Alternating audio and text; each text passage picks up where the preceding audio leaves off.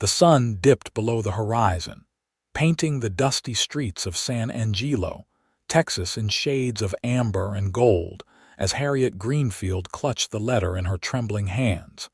Its contents confirming what she had suspected for weeks: she was with child, and without a husband in the unforgiving year of 1875. Harriet smoothed her skirts nervously as she approached her parents' home, a modest two-story structure at the respectable end of town.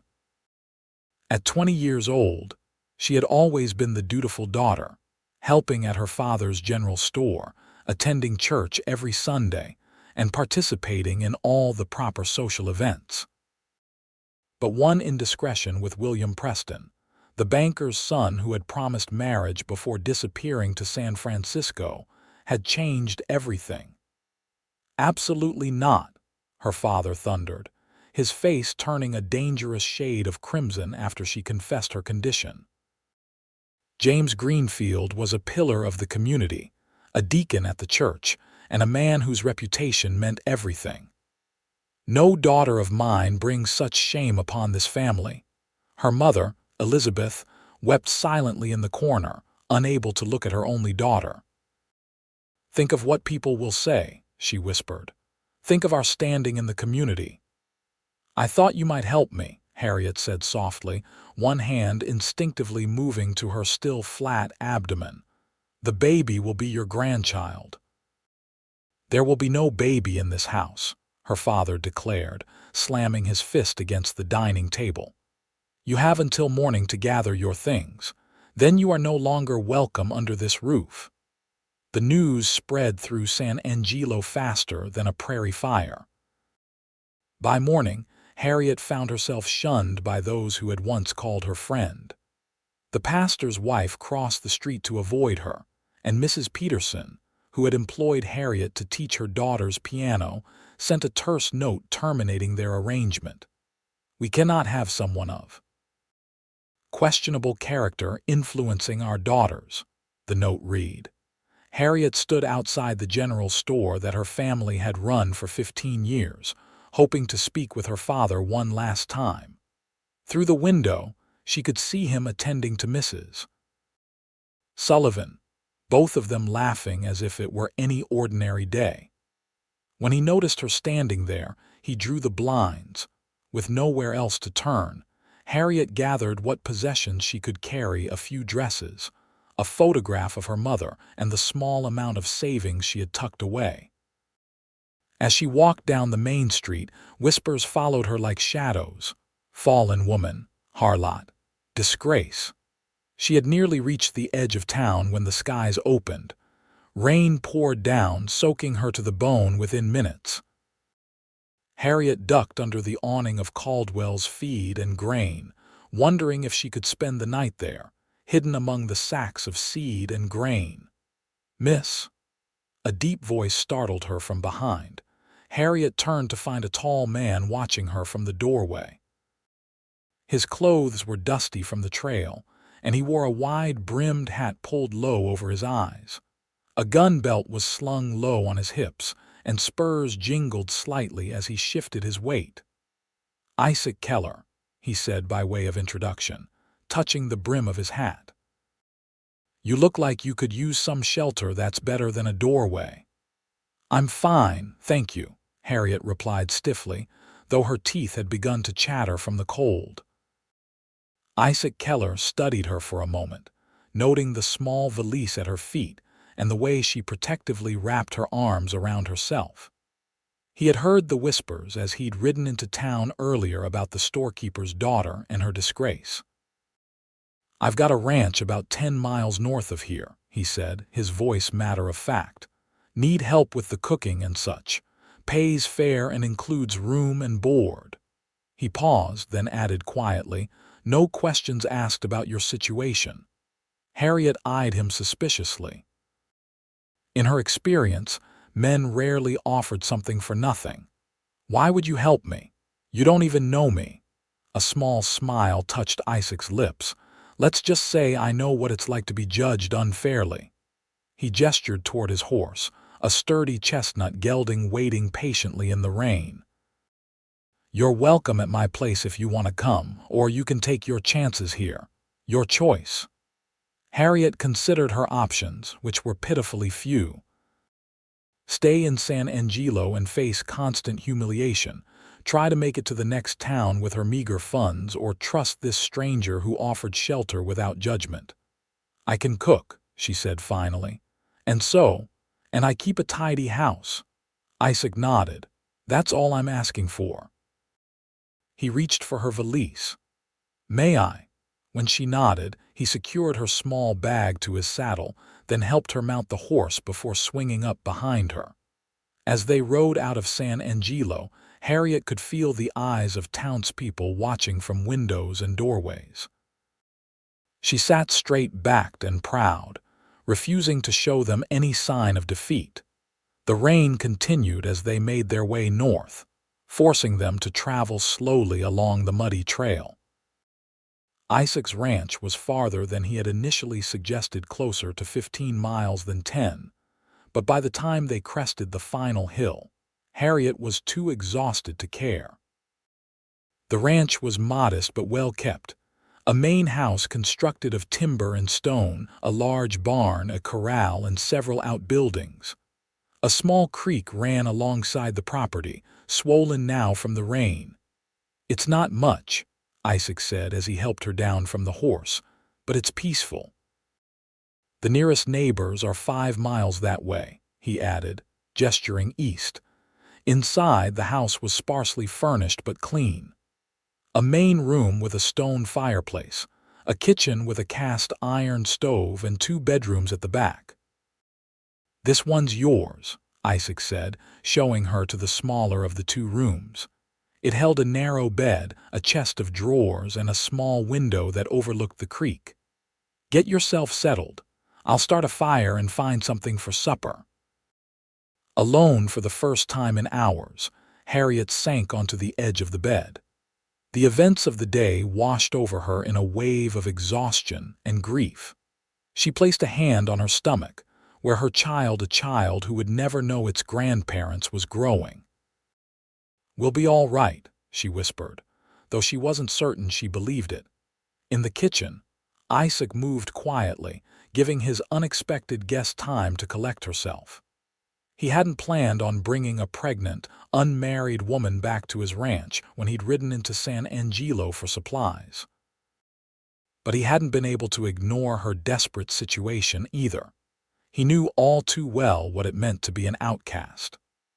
After the war, he'd returned to find his family farm seized for taxes, his parents dead from influenza, and no welcome for a former Confederate soldier in his Union-loyal hometown. He drifted west, working cattle drives and breaking horses until he'd earned enough to buy this small piece of land. Isaac prepared a simple meal of beans, salt pork, and biscuits. By the time Harriet emerged from her room, her hair dried and her dress changed, he had food on the table and coffee brewing. "Thank you," she said softly, taking the seat he offered. "For everything." Isaac nodded, uncomfortable with gratitude. "It's just beans," he replied. "Tomorrow we'll have something better." They ate in silence for a while before Harriet spoke again. "Mr. Keller, Isaac," he corrected. "Just Isaac is fine." "Isaac," she amended. "I want to be clear about my situation. I'm expecting a child. The father is gone. That's why the town." Her voice trailed off. Isaac continued eating, his expression neutral. "Not my business." "But it is," Harriet insisted. "If I'm to work for you, you should know what you're getting into. In a few months I won't be able to do as much, and then there will be a baby." Isaac set down his fork and looked at her directly for the first time since they'd sat down. His eyes were a clear, steady blue. "Miss Greenfield, Harriet," he said with a slight nod. "I could use the help now, and when the baby comes, we'll figure it out then." That's all there is to it. Just like that. Just like that. That night, lying in an unfamiliar bed, Harriet listened to the rain drumming on the roof and wondered what providence had led her to Isaac Keller. He was a mystery, a man who lived alone but kept a clean home, who spoke little but whose few words carried weight. She had no idea if she could trust him, but for now she had nowhere else to go. As the weeks passed, Harriet settled into life at the ranch. Each morning, she rose early to prepare breakfast before Isaac headed out to tend the cattle or repair fences. She kept the house, washed clothes, and helped with the vegetable garden behind the kitchen. In the evenings, she would sew by lamplight while Isaac cleaned his guns or carved small wooden figures with his pocket knife. They spoke little at first, but gradually, a comfortable routine developed between them. Isaac never mentioned her growing belly, but Harriet noticed that he began bringing extra milk from their single cow, and that more fresh vegetables and fruits appeared in the larder. One evening, as summer gave way to early autumn, Harriet found herself studying Isaac as he sat by the fire. He was not conventionally handsome, but his features were strong and honest, a straight nose, firm jaw shadowed with stubble, and those clear blue eyes that seemed to see more than he let on. "Why did you really take me in?" she asked suddenly. Isaac looked up from the piece of wood he was whittling. "Told you, needed help around the place. There are plenty of people who need work. You could have hired anyone." He was quiet for so long that Harriet thought he might not answer. Finally, he set his carving aside. "My sister," he said, his voice low. She found herself in a similar situation during the war. The man was a soldier passing through. He promised to come back for her. Isaac's jaw tightened. He never did. The town turned against her. No one would help. By the time I got home from the fighting, she was gone, left a note saying she couldn't bear the shame anymore. Harriet's hand went to her throat. "Oh, Isaac, I'm so sorry." He shrugged, his gaze fixed on the flames. "Searched for her for 2 years, never found her or the baby. Don't know if they're alive or—" He couldn't finish the sentence. "When I saw you standing there in the rain, I thought maybe this time I could do something right." The confession hung in the air between them, creating a new understanding.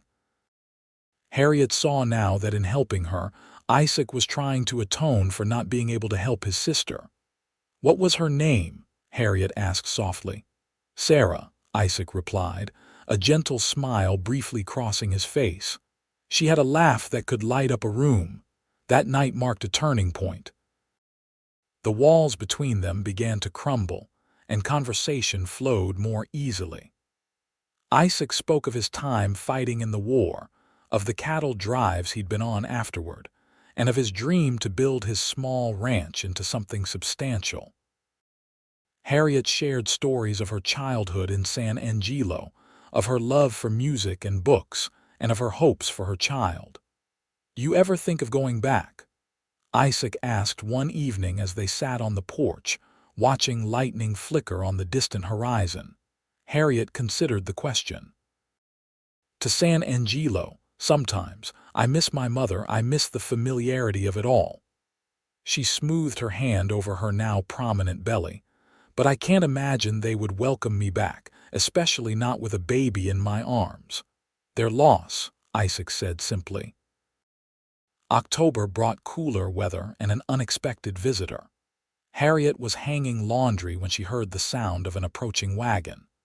A woman with iron-gray hair pulled into a severe bun drove the rig, her expression equally severe as she surveyed the ranch.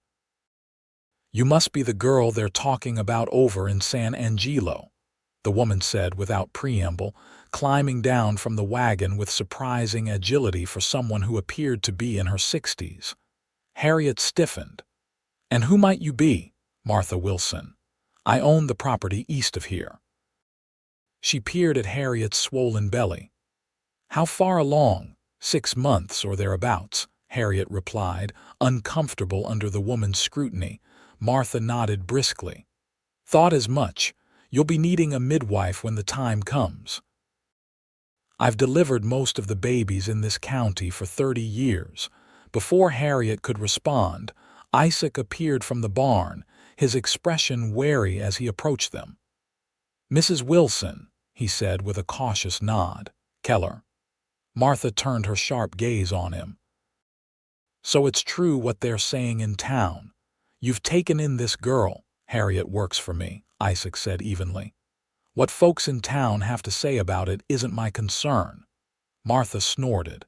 "Never figured you for a fool, Keller, but here you are risking your reputation." "My reputation is just fine, thank you." "Is it? The Prescotts have been saying you're living in sin out here with an unwed mother." Harriet felt her face burn with shame and anger. "Mr. Keller has been nothing but a gentleman," she said hotly. "He gave me work when no one else would." Martha's expression softened slightly. "I believe you, girl. I'm just telling you what's being said." She turned back to Isaac. "The Cattlemen's Association meeting is next week. You planning to attend?" Isaac shrugged. "Hadn't thought about it. You should. Show your face. Let them see you've got nothing to hide." Martha climbed back onto her wagon. "And you," she said to Harriet, "come see me in a month. I'll want to check how you're progressing." As Martha drove away, Harriet turned to Isaac. "I'm sorry, I've caused you trouble." Isaac's face remained impassive. "People will always talk. Doesn't matter what they say." But Harriet could see that it did matter. Isaac had built a life here, earned respect through hard work and fair dealing. Now that reputation was being tarnished because of her. That night, after Isaac had gone to bed, Harriet wrote him a letter explaining that she couldn't stay and be the cause of his social ruin. She would go to the next county, where no one knew her, and find work there. She tucked the letter under a coffee cup on the table, packed her few belongings, and slipped out into the night. The moon was full, lighting her way along the trail. Harriet had walked perhaps 2 miles when she heard the sound of hoofbeats behind her. She stepped off the trail, hiding behind a large cottonwood tree, but it was too late. Isaac had already spotted her. "Going somewhere?" he asked, bringing his horse to a halt beside her. Harriet lifted her chin defiantly. "I left you a letter. I found it." Isaac dismounted, moving to stand before her. "Did it occur to you that it's dangerous for a woman in your condition to be walking alone at night? I can take care of myself. Like you were doing in San Angelo." The moment the words left his mouth, Isaac regretted them. Harriet flinched as if he'd struck her. "I'm sorry," he said more gently. "That was unfair." "But true," Harriet admitted. "I had nowhere to go then, but now I've had time to think, to plan. I can't keep causing you problems, Isaac." "You're not causing me problems." "Mrs. Wilson said." "Mrs. Wilson talks too much," Isaac interrupted. "I don't care what the Prescotts or anyone else in town thinks of me. Never have." He took her valise from her hand. "Come back to the ranch, Harriet, please." The sincerity in his voice made her hesitate. "Are you sure?" "I'm sure." He helped her mount the horse, then swung up behind her. As they rode back to the ranch, Isaac added quietly, "Besides, I've gotten used to having you around." It wasn't until they were almost home that Harriet realized Isaac had called it home, not the ranch or my place, but home. The word settled warmly in her chest, more comforting than she could have imagined. The following week, Isaac attended the Cattlemen's Association meeting in San Angelo. He dressed in his best clothes, which weren't much, but were clean and pressed thanks to Harriet's care, and rode into town with his head held high. The meeting was held at the Jenkins Hotel, with ranchers from all over the county gathering to discuss water rights, grazing lands, and the upcoming cattle drive to Kansas. Isaac could feel the stares as he entered, could hear the whispers that followed him across the room. "Keller. Living with that Greenfield girl. Heard she's expecting. Shameful business." Isaac ignored them all, taking a seat near the back of the room. The meeting proceeded as usual, with Theodore Prescott, the largest landowner in the county, dominating much of the discussion. When the topic of the cattle drive came up, Isaac raised his hand. "I'd like to contribute 10 head to the drive," he he said. Prescott, a portly man with a florid face and an overinflated sense of importance, looked down his nose at Isaac. The drive is for serious ranchers, Keller.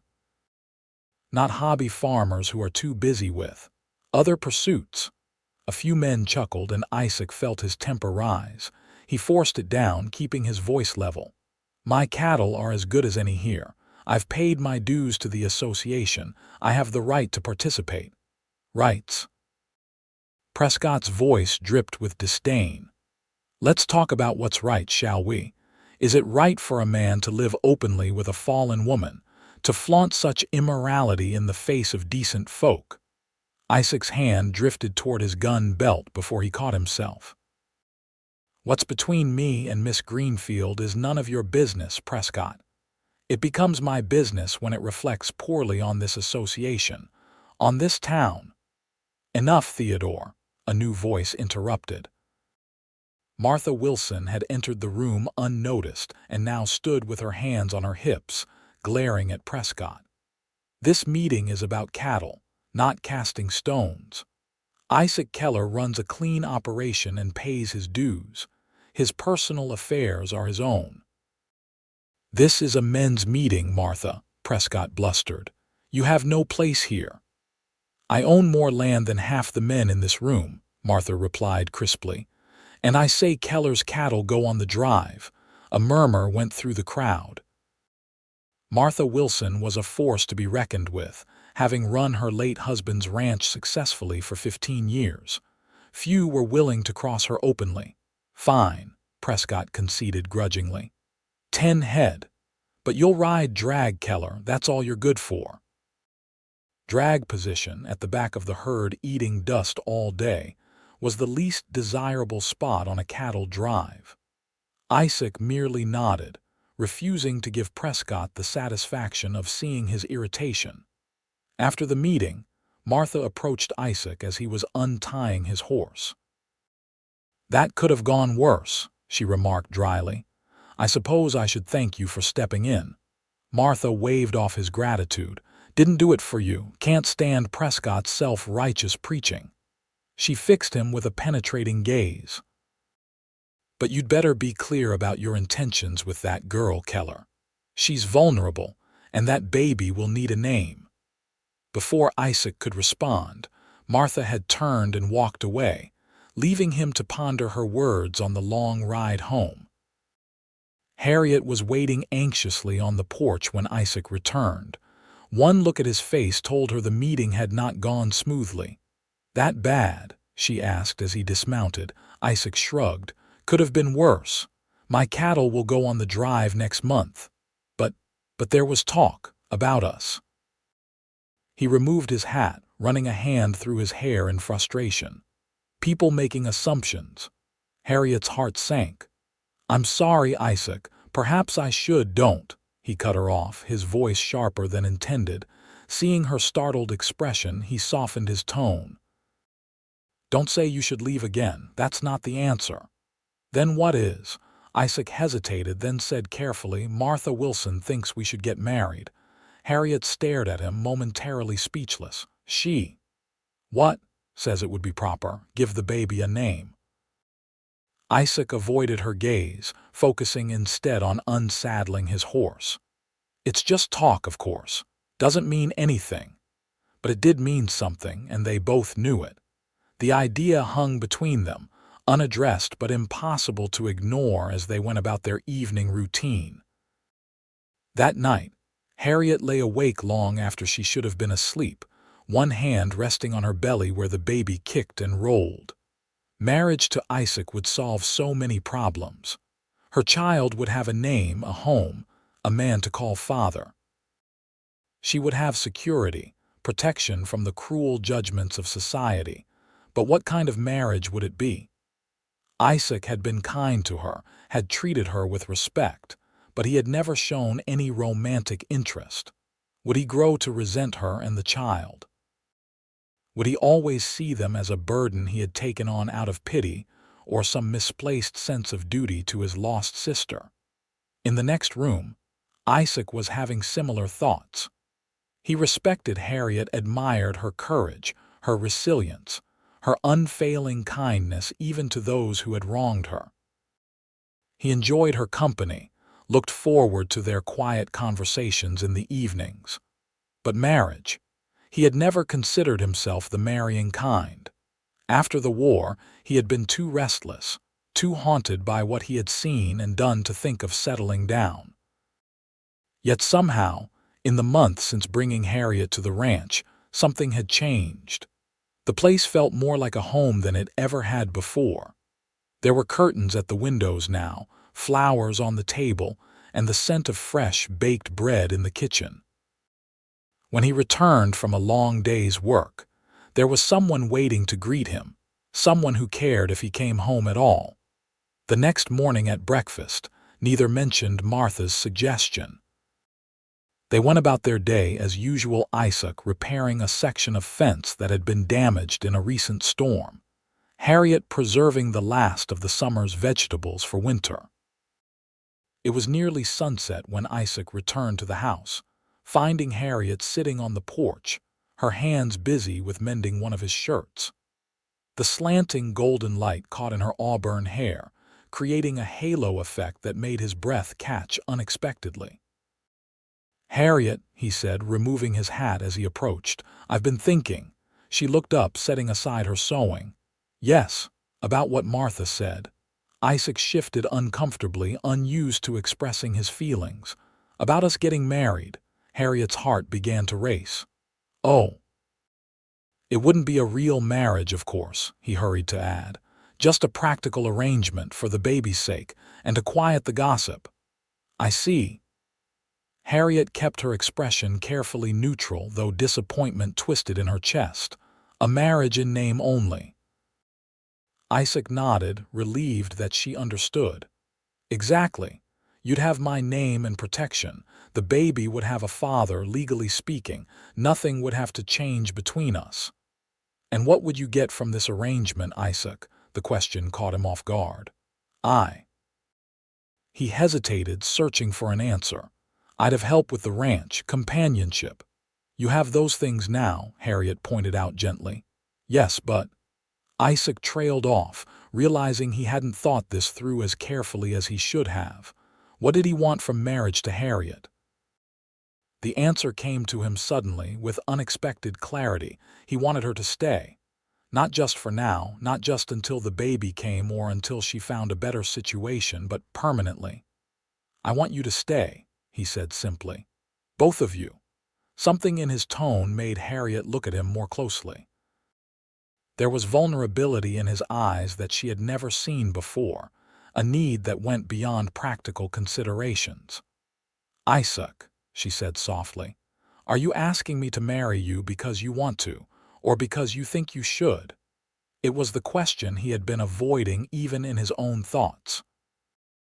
Isaac took a step toward her, then stopped, uncertain. I don't know how to do this, Harriet. I'm not good with words or feelings or any of it, but I know that since you came here, everything's been different, better." Harriet's expression softened. "For me too." Encouraged, Isaac continued, "I can't promise to be the kind of husband most women want. I'm too set in my ways, too rough around the edges. But I would be good to you and the baby. I would protect you both with my life." "I believe you would," Harriet said, rising from her seat to stand before him. "But marriage should be more than protection, Isaac. There should be affection, at least." "There is," he said quickly, then more quietly. "There is affection, Harriet, more than I know how to show." The admission hung in the air between them, tentative and fragile. Harriet took a step closer to him, close enough that she could feel the warmth radiating from his sun-heated skin. "Then show me," she whispered. For a moment, Isaac stood frozen, caught between caution and desire. Then, with a gentleness that belied his calloused hands, he reached out to touch her face. His fingers traced the curve of her cheek, the line of her jaw, as if memorizing her features through touch. "I've never been much good at this," he murmured. "You're doing fine," Harriet assured him, her heart hammering in her chest. Slowly, Giving her every opportunity to pull away, Isaac lowered his head and pressed his lips to hers. The kiss was tentative at first, questioning, but when Harriet responded, sliding her hands up to his shoulders, it deepened into something more certain. When they finally parted, both a little breathless, Isaac rested his forehead against hers. "Is that a yes, then?" he asked, a hint of his rare smile touching his lips. "Yes," Harriet replied, her own smile blooming, "but on one condition." "Name it." "That we give this a real chance. Not just an arrangement, not just for appearances, but a true marriage. We may have started out as strangers thrown together by circumstance, but I think we could be more." Isaac's arms tightened around her. "I'd like that," he said quietly. "I'd like that very much." They were married 2 weeks later by a circuit riding preacher who asked no questions about Harriet's condition. Martha Wilson stood as witness, her usual stern expression softened by what might have been approval. The ceremony was simple, just vows exchanged in the main room of the ranch house. With sunlight streaming through the windows, Harriet had hung curtains on months earlier. "You make a handsome couple," Martha commented afterward, as they shared the wedding cake Harriet had baked the day before. "Even if you did go about things backward." Isaac's arm tightened protectively around Harriet's waist. "The baby isn't mine, Mrs. Wilson, but it will be in every way that matters." Martha's eyes widened slightly at his candor, then she nodded thoughtfully. "Good man," she said, raising her cup of coffee in a toast. "To new beginnings." "To new beginnings," Harriet echoed, leaning into her husband's embrace. The first weeks of marriage brought subtle changes to their relationship. Isaac was more attentive, more openly affectionate than he had been before. He would rest his hand on the small of Harriet's back as they passed each other in the kitchen, brush his lips against her temple when he came in from work, hold her hand as they sat by the fire in the evenings. For her part, Harriet found herself falling more deeply in love with her husband with each passing day. She loved his quiet strength, his unwavering sense of justice, the gentle way he cared for his animals and land. She loved how he had begun to talk to her unborn child, sharing stories about his day or plans for the future while his hand rested on her swollen belly. "This little one's going to be a horseman," Isaac declared one evening, feeling the baby's strong kicks. "Or horsewoman," he added with a glance at Harriet. "Either way, they'll learn to ride almost before they can walk." Harriet covered his hand with her own. "What if the baby wants to be something else, a doctor or a teacher or a shopkeeper?" Isaac considered this. "Then we'll figure out how to make that happen too." He looked up at her, his expression serious. "Our child will have choices, Harriet, opportunities we didn't have. That's what I want to give them, our child." The words warmed Harriet from within. This baby, conceived with a man who had abandoned her without a second thought, would be born into love after all. Isaac might not be its biological father, but he was already a true parent in all the ways that mattered. As November turned to December, Harriet's time grew near. The baby had dropped lower, making it difficult for her to move comfortably, and she tired easily. Isaac insisted she rest more, taking on many of her usual chores himself, despite his own heavy workload. On the coldest days, he refused to let her leave the house at all, bringing in water and firewood and fussing over her like a mother hen. "I'm perfectly fine," Harriet protested one afternoon as Isaac wrapped another blanket around her shoulders. "Women have been having babies since the beginning of time. It's a natural process." "Doesn't mean I can't worry," Isaac replied stubbornly. "Martha says first babies often come early." He had been visiting Martha Wilson regularly, seeking her advice on what to expect and how to prepare. The older woman had become an unexpected ally, bringing over a cradle that her own children had once used and instructing Isaac on which herbs to gather for Harriet's comfort during labor. "You're a surprising man, Isaac Keller," Martha had told him during one such visit. "Not many would take on another man's child so willingly." "It's Harriet's child," Isaac had replied simply. "That makes it mine too." The evening of December 15th, as a light snow began to fall, Harriet felt the first contractions. They were mild at first, easy to dismiss as the practice contractions she had been experiencing for weeks. But by midnight, there was no denying that her labor had begun in earnest. "Isaac," she whispered, shaking her husband awake. "It's time." Isaac was instantly alert, pulling on his clothes and boots. "I'll fetch Martha," he said, his voice steady despite the panic she could see in his eyes. "Will you be all right until I get back?" Harriet nodded, breathing through another contraction. "I'll be fine. The pains are still far apart." Isaac hesitated at the door, torn between the need to get help and his reluctance to leave her alone. "I'll be back as quick as I can," he promised, then was gone, the sound of his horses' hooves fading into the night. Left alone, Harriet prepared as best she could. She stoked the fire, put water on to boil, and laid out the clean linens she had prepared weeks earlier.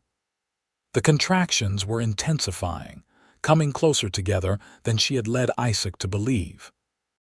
She paced the small living room, pausing to breathe through each wave of pain, one hand braced against the wall for support. Outside, the light snow had turned into a proper storm, with wind howling around the eaves of the house and snowflakes swirling thick and fast beyond the windows. Harriet found herself praying that Isaac and Martha would make it back safely and soon. An hour passed, then two. The contractions were coming every few minutes now, strong enough to make Harriet cry out. She had moved to the bedroom, unable to continue pacing, and now lay on the bed, clutching the quilt as another pain tore through her. Just as she began to fear she would have to deliver the baby alone, the front door burst open. Isaac appeared in the bedroom doorway, snow melting in his hair and beard, his expression a mixture of relief and concern. "Thank God," Harriet gasped, reaching for him. "I thought you might be stuck in the storm." "Almost were," Isaac admitted, crossing to take her hand. "Trail's nearly impassable, but Martha's here. She's just getting her things ready." Martha swept into the room moments later, her manner brisk and efficient. She shooed Isaac out, instructing him to keep water boiling and fresh linens ready, then turned her attention to Harriet. "Let's see how you're progressing, girl," she said, her hands gentle despite her gruff tone. The next hours passed in a blur of pain for Harriet. Martha's experienced guidance kept her focused, helped her find strength when she thought she had none left to give. Isaac remained nearby, bringing whatever Martha requested and occasionally slipping into the room to offer Harriet sips of water or whisper words of encouragement. As dawn broke over the snow-covered landscape, Harriet's cries gave way to the lusty wails of a newborn. "You have a son," Martha announced, placing the squalling infant on Harriet's chest. "A fine, healthy boy." Harriet gazed down at her child in wonder, counting fingers and toes, marveling at the perfection of his tiny features. "Isaac," she called weakly, "come meet your son." Isaac entered hesitantly, his expression transforming as he looked at the baby nestled against Harriet's breast. He sat gently on the edge of the bed, reaching out to touch the infant's hand with one finger. The baby reflexively grasped it, his tiny fingers barely spanning Isaac's weathered digit. "He's strong," Isaac said, his voice thick with emotion. "Like his mother." "He needs a name," Harriet murmured, exhaustion beginning to overtake her now that the ordeal was over. Isaac studied the baby thoughtfully. "What about James, after your father?" Despite everything, Harriet felt a pang of longing for her family, for the parents who had turned their backs on her in her time of need. "Are you sure?" Isaac nodded. "Family is important even when they disappoint us. Maybe someday they'll meet him and they'll be proud to have a grandson named James." "James Keller," Harriet said, testing the name. "It's perfect." Martha, who had been quietly cleaning up, nodded her approval. "A good, solid name for a good, solid boy," she declared. "Now, Mama needs rest. Isaac, you can hold your son while I help Harriet get comfortable." With reverent care, Isaac took the baby into his arms, cradling him against his chest as if he had been doing so all his life. "Hello, James," he whispered. "I'm your pa. I've been waiting a long time to meet you." In that moment, watching her husband with their son, Harriet knew with absolute certainty that she had found where she belonged. The road had been difficult, marked by rejection and judgment, but it had led her here to love, to family, to home. The winter passed in a cocoon of domestic tranquility. Isaac had prepared well for the season, with plenty of firewood stacked by the house and food stored in the root cellar. James thrived, growing rounder and more alert by the day. Harriet regained her strength quickly, eager to resume her role as wife and now mother. Their small family settled into a new rhythm. Harriet would nurse James in the rocking chair Isaac had surprised her with for Christmas, while Isaac told stories of his travels or read aloud from one of the few books they owned. In the evenings, they would sit by the fire, the baby sleeping between them, and make plans for the future. "Come spring, we'll need to expand the vegetable garden," Isaac said one night, "and maybe add a few more cattle to the herd. If the market stays good, we could put aside money for James's education. And perhaps for brothers or sisters," Harriet suggested shyly. Isaac's eyes darkened with desire as he looked at her across the sleeping infant. "I'd like that," he said, his voice husky. "Very much." Their intimate life had resumed cautiously after James's birth, both of them learning together what pleased the other. Isaac's initial awkwardness had given way to a passionate tenderness that never failed to leave Harriet breathless. Their love, born out of compassion and practicality, had blossomed into something deep and abiding, a foundation upon which they built their life together day by day. February brought a letter that disrupted their peaceful existence. It arrived with Martha, who had come to check on James's progress and bring news from town. The envelope bore Harriet's name in her mother's familiar handwriting. "Where did this come from?" Harriet asked, turning the letter over in her hands. "Your mother gave it to Sarah Jenkins at the Mercantile," Martha explained. "Asked her to find a way to get it to you. Sarah gave it to me, knowing I come out this way regular." With trembling fingers, Harriet broke the seal and unfolded the single sheet of paper inside. "My dearest Harriet," it began, "I pray this letter finds you well. Not a day has passed that I have not thought of you and regretted my part in your departure. Your father remains unbending, but my heart cannot bear the separation any longer. I have heard that you have married and had your child. I would dearly love to see you both if you would permit it. With love, Mother." Tears blurred Harriet's vision as she read the words again. "She wants to see us," she whispered, looking up at Isaac, who had been reading over her shoulder. "My mother wants to meet James." Isaac's expression was cautious. "Do you want to see her?" Harriet considered the question carefully. The pain of rejection was still there, a scar that might never fully heal. But alongside it was the yearning for reconciliation, for the chance to show her mother the beautiful life she had built from the ashes of disgrace. "Yes," she decided. "Yes, I think I do." "Then write to her," Isaac said, squeezing her shoulder supportively. "Invite her here where you'll be on your own ground, where she'll see that you've done well for yourself."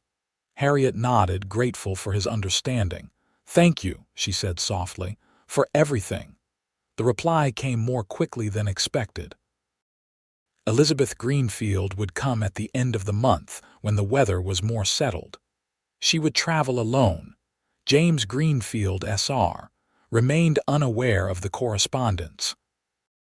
Harriet threw herself into preparations for her mother's visit, cleaning the house from top to bottom, baking her mother's favorite lemon cake, and sewing new curtains for the windows. Isaac watched her flurry of activity with amused patience, stepping in to help when needed but mostly staying out of her way. "She'll love you no matter what the house looks like," he assured her the night before Elizabeth was due to arrive.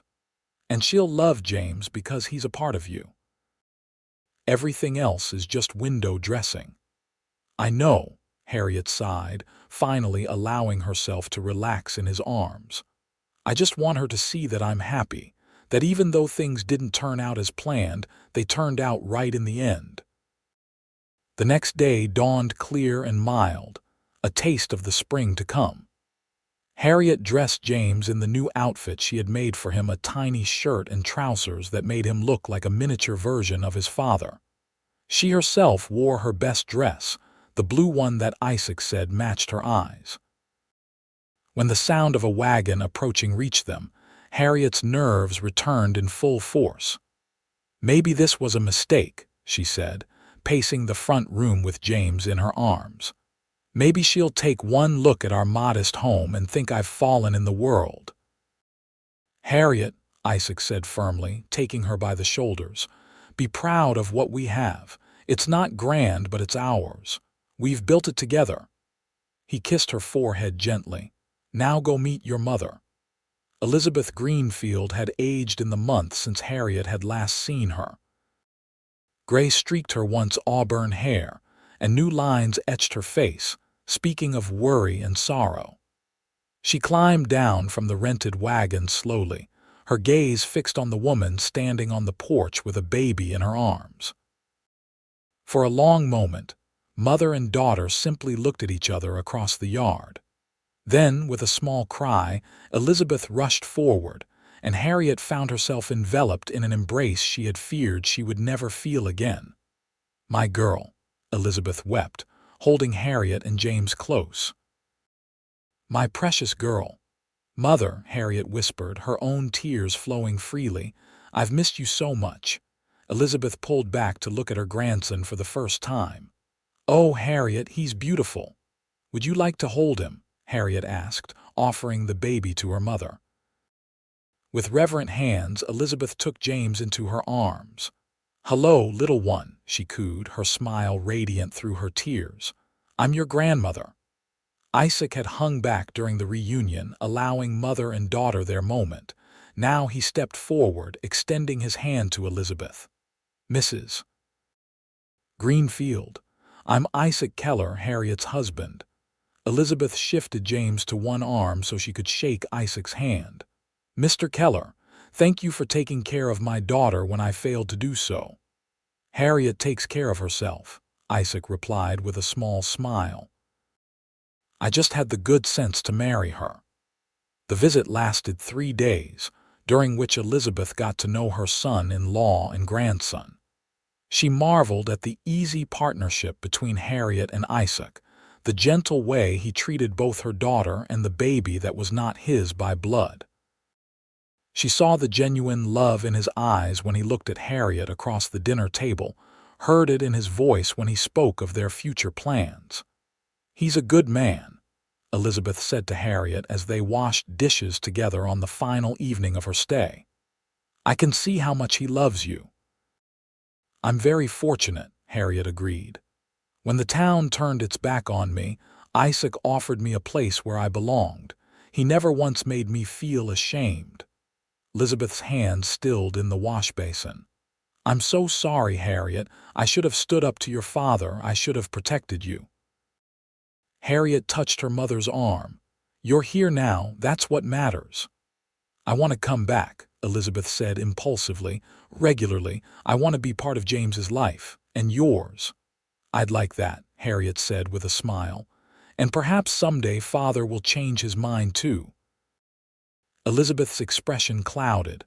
"I don't know, Harriet. He's a proud man, stubborn." "So is my husband," Harriet replied, glancing through the window to where Isaac was showing James the stars. "But he learned to open his heart. Maybe father will too." The morning of Elizabeth's departure brought both sadness and hope. As Isaac loaded her small trunk into the wagon, Elizabeth pulled Harriet aside for a private moment. "I've been saving a little money," she said, pressing a small pouch into Harriet's hand. "It's not much, but I want you to have it. For James, for the future." Harriet tried to refuse, but Elizabeth insisted. "Please, let me do this small thing for my grandson, for you." Finally, Harriet accepted, embracing her mother tightly. "Come back soon," she whispered. "James needs his grandmother." "Wild horses couldn't keep me away," Elizabeth promised, kissing her daughter's cheek and then James's downy head. She turned to Isaac, offering her hand. "Take care of them, Mr. Keller." Isaac took her hand in both of his. "Always, Mrs. Greenfield." "You have my word." As the wagon disappeared down the trail, Harriet leaned against her husband's solid warmth, their son cradled between them. "Thank you for encouraging me to see her," she said. Isaac dropped a kiss on the top of her head. "Family is important, even the complicated parts." The spring cattle drive to Kansas came and went, with Isaac returning home with a healthy profit and stories of the trail that he shared with Harriet in the quiet of their bedroom. Summer brought a bountiful garden harvest, and autumn saw them adding 5 more head of cattle to their growing herd. James took his first steps just before his first birthday, toddling uncertainly from Harriet's arms to Isaac's waiting hands. His first word was "Pa," a fact that brought tears to Isaac's eyes, though he tried to hide them by burying his face in the boy's soft neck. Elizabeth visited regularly, bringing news from San Angelo and gifts for James. She reported that the town's gossip about Harriet had largely died down, replaced by newer scandals and concerns. James Greenfield, Sr., remained resolute in his refusal to acknowledge his daughter or grandson, but Elizabeth held out hope that time would soften his heart. As James's second Christmas approached, Harriet discovered she was expecting again. This time, the news brought only joy, no fear, no shame, no uncertainty about the future. When she told Isaac, his face lit up with a smile that transformed his usually serious features. "Another baby," he said wonderingly, placing his hand on her still flat stomach. "Our baby." "Our baby," Harriet agreed, covering his hand with her own. "Made from our love." The baby, a girl they named Sarah Elizabeth in honor of Isaac's sister and Harriet's mother, was born the following July, a perfect summer child with her father's blue eyes and her mother's auburn curls. James, now a sturdy toddler with boundless energy, was fascinated by his tiny sister, constantly wanting to touch her soft cheeks or hold her small fingers. "Gentle, son," Isaac would remind him, guiding the boy's hand carefully. "She's delicate like a new calf." Martha Wilson, who had delivered Sarah as she had James, pronounced the girl a fighter, just like her mama. The older woman had become a regular presence in their lives, a surrogate grandmother who taught Harriet to make cheese and soap, and who slipped peppermint sticks to James when she thought no one was looking. Life on the ranch was not always easy. There were droughts that threatened the cattle, blizzards that kept them housebound for days, and the constant, unrelenting work that came with building a life from the land. But through it all, Harriet and Isaac faced each challenge together, their partnership strengthened by the love that had grown between them. 3 years after Sarah's birth, on a crisp autumn day, Harriet was hanging laundry when she spotted a familiar figure approaching on horseback. The ramrod's straight posture, the formal black coat, there was no mistaking James Greenfield, Sr. Even after all this time, Harriet froze, the wet sheet still clutched in her hands as her father dismounted and tied his horse to the hitching post. He stood for a moment, surveying the ranch with critical eyes before turning his attention to his daughter. "Harriet," he said formally, removing his hat, "you're looking well." "Father," Harriet replied, her voice steadier than she felt, "this is a surprise." Before either could say more, the front door burst open and James came running out, followed more sedately by Isaac carrying Sarah on his hip. The little boy skidded to a halt at the sight of the stranger, pressing against his mother's skirts. "Who's that, Mama?" he asked in a stage whisper that carried clearly across the yard. Harriet placed a protective hand on her son's shoulder. "James, this is your grandfather. Father, this is James, your grandson. And that's Sarah, your granddaughter, with my husband, Isaac." James Greenfield, S.R. stared at the children as if seeing ghosts. The boy was the spitting image of Harriet at that age, the same curious eyes, the same determined chin. The little girl, peering shyly from her father's arms, had the Greenfield auburn hair. "They have your look," he said at last, his voice gruff with emotion. Isaac stepped forward, shifting Sarah to his other arm so he could extend his hand. "Mr. Greenfield, welcome to our home." After a moment's hesitation, the older man took the offered hand. "Keller, Elizabeth speaks highly of you. Your wife is a fine woman," Isaac replied. "We're always glad to see her." An awkward silence fell, broken only when James tugged at his mother's skirt. "Mama, I'm hungry." Harriet seized the opportunity. "We were about to have dinner, Father. Would you care to join us?" For a moment, she thought he would refuse. Then, with a small nod, James Greenfield, S.R., followed them into the house. Dinner was a strained affair at first, with conversation limited to safe topics: the weather, the cattle market, news from San Angelo. But as the meal progressed, young James's natural exuberance and Sarah's sweet smiles began to thaw the atmosphere. By the time Harriet served apple pie for dessert, her father was allowing James to sit on his knee, listening with apparent interest to the boy's detailed description of the frog he had caught that morning. After the children had been put to bed, the adults sat in the front room with coffee. James Greenfield, S.R., seemed to be gathering his thoughts, turning his cup slowly in his hands. "I was wrong," he said finally, the words clearly costing him considerable effort. "About you, Harriet, about your situation. I let pride and concern for appearances override my duty as a father." Harriet felt tears prick her eyes but remained silent, sensing her father had more to say. "When Elizabeth first started visiting you, I was angry, felt she was betraying me." The older man's gaze moved to the mantelpiece, where a daguerreotype of Harriet with the children sat in a polished frame. "But she would come home full of stories about the children, about your life here, happy stories."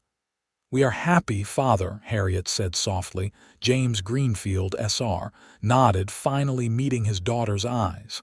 "I can see that. You've built a good life, Harriet, a life to be proud of."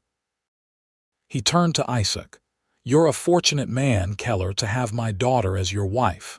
"I know it," Isaac replied simply. "Every day." "I don't expect forgiveness," the older man continued. "What I did turning you out when you needed me most, that's not easily forgotten. But if you're willing, I'd like the chance to know my grandchildren, to be part of your family again in whatever way you'll allow." Harriet crossed the room to kneel beside her father's chair, taking his weathered hands in hers. "There's always room for more love in a family, Father. Always." The reconciliation wasn't immediate or simple. There were still moments of tension, old wounds that needed time to heal fully. But as the seasons turned, James Greenfield, S.R., became a regular visitor to the ranch, gradually rebuilding his relationship with his daughter and forming new bonds with his grandchildren. 5 years after that first tentative reunion, the Greenfields and Kellers gathered for a special celebration, the opening of Keller Ranch's new main house. The original cabin had grown too small for their expanding family, which now included 4-year-old Thomas, born a year after Sarah. With profits from their increasingly successful cattle operation, Isaac and Harriet had built a proper home 2 stories, with glass windows, a wide veranda, and enough bedrooms for everyone. "To new beginnings," Isaac proposed, raising his glass as family and friends gathered around the large dining table in their new home, "and to the woman who made it all possible." All eyes turned to Harriet, who blushed at the attention. "I think we all had a hand in it," she demurred. "Nonsense," Martha Wilson declared, her iron-gray hair now completely white but her spirit as indomitable as ever. "If you hadn't had the courage to accept help when it was offered, none of us would be here today. And if Isaac hadn't had the decency to offer that help, things might have turned out very differently," Elizabeth added, smiling at her son-in-law, James Greenfield, S.R., now softened by age and the love of his grandchildren, cleared his throat. "When I think of how close I came to missing all this." He shook his head, words failing him. "What matters is that we're all here now," Harriet said gently. She looked around the table at the faces of those she loved: Isaac, strong and steady beside her, their children, growing tall and straight, her parents, reconciled and at peace, Martha, who had become like family, and the ranch hands and neighbors who had accepted them without judgment. Later that night, after the guests had departed and the children were asleep in their new rooms, Harriet and Isaac stood on the veranda, gazing up at the star-filled Texas sky. Isaac's arm was wrapped around her waist, her head resting against his shoulder, a pose familiar and comfortable after years of marriage. "Did you ever imagine it would turn out like this?" Harriet asked, gesturing toward their new home, the prosperous ranch, the life they had built together. "That day when you found me standing in the rain," Isaac considered the question. "I knew I wanted to help you," he said slowly, "knew I couldn't just ride away and leave you there." He turned to face her, his eyes reflecting the starlight. "But this, what we have now? No, I never imagined being this blessed." Harriet reached up to touch his face, still handsome to her despite the lines that time had etched around his eyes, the streaks of gray at his temples. "When the town cast me out, I thought my life was over," she said softly. "I couldn't see past the shame and the fear, but you said you're welcome here, and somehow those simple words changed everything." "Best decision I ever made," Isaac replied, bending to kiss her with a tenderness that still had the power to make her heart race. "Bringing you home, home." The word encompassed so much, not just the physical place they had built together, but the love they had found in each other, the family they had created, the community that had gradually formed around them. From the depths of rejection and despair, Harriet had found her way to acceptance and joy. And Isaac, who had once been so alone, had found in Harriet and their children the healing he hadn't known he needed. As they stood together under the vast Texas sky, surrounded by the fruits of their shared labor and love, Harriet knew with absolute certainty that this moment, this life, this man was exactly where she was meant to be. The path that had led her here had been difficult, marked by judgment and pain, but every step had been necessary to bring her to this place of belonging. "I love you, Isaac Keller," she whispered, leaning into his embrace. "And I love you, Harriet Keller," he replied, his arms tightening around her, "now and always." Together, they turned and walked back into their home, closing the door on the night sky but opening it to all the tomorrows that awaited them, days filled with the laughter of their children, the challenges of ranch life, and the enduring love that had begun on a rainy afternoon when a cowboy had offered shelter to a woman cast out by her town, changing both their lives forever.